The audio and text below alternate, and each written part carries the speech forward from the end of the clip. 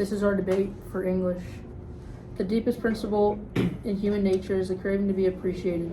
It is because I agree with William James that I believe the short story The Lady or the Tiger by Frank Stockton ends with the young man choosing the tiger door. Today I will offer two main contentions. First, that the answer will be found in the text itself, and second, that human nature gives us some clues about which door was open. The story itself contains lots of evidence to support the tiger theory. The author writes, "It was one of the fairest and loveliest of the damsels of the court who had been selected as a reward, the accused youth. The accused youth should be proven innocent of the crime of aspiring to one so far above, and the princess hated her. This shows that the princess is jealous of the lady for her appearance and position she's in, and will choose the tiger door." The author also says that the princess hated the woman who blushed and trembled behind the silent door.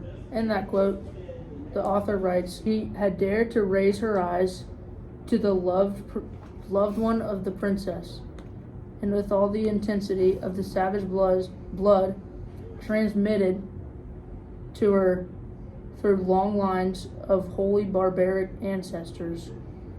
She hated the woman who blushed and trembled behind that silent door." This shows the hate the princess has for the lady. The author tells us it's important to understand human nature. We can look into areas of philosophy and neuroscience for clues.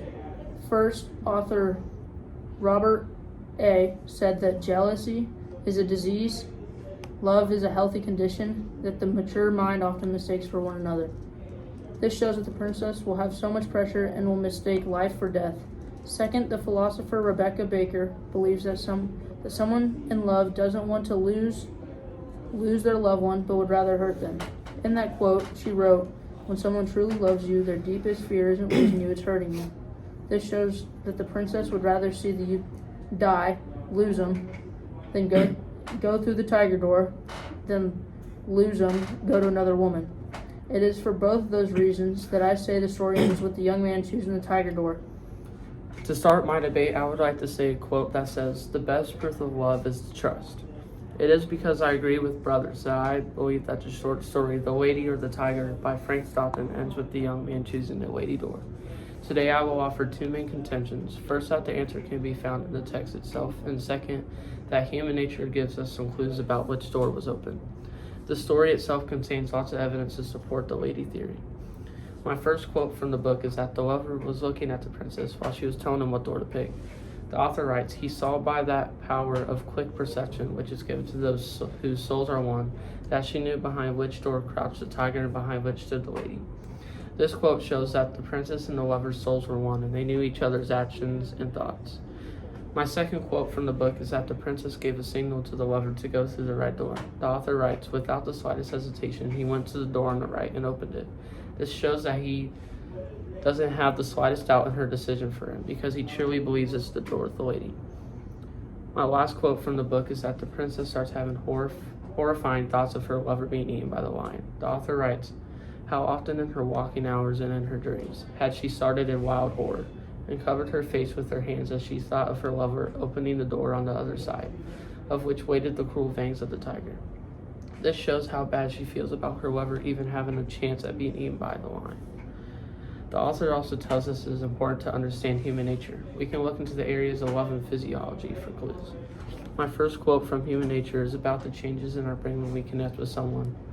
Zipfel says there are long-term changes in our brain when we connect with someone that make us to those individuals, sometimes for life. This quote shows that since the lover and princess have a very strong connection, they have changed their mind and learned how to trust one another. My second quote from Human Nature is about having courage to trust and love. Angela says, "Have enough courage to trust love one more time and always one more time." This quote shows that since the lover has so much courage for the princess, he trusts her decisions and trusts her with his life. My last quote from Human Nature talks about how important trusting and communicating is. Covey says, "Trust is the glue of life. It's the most important ingredient in effective communication. It's the foundation principle that holds all relationships."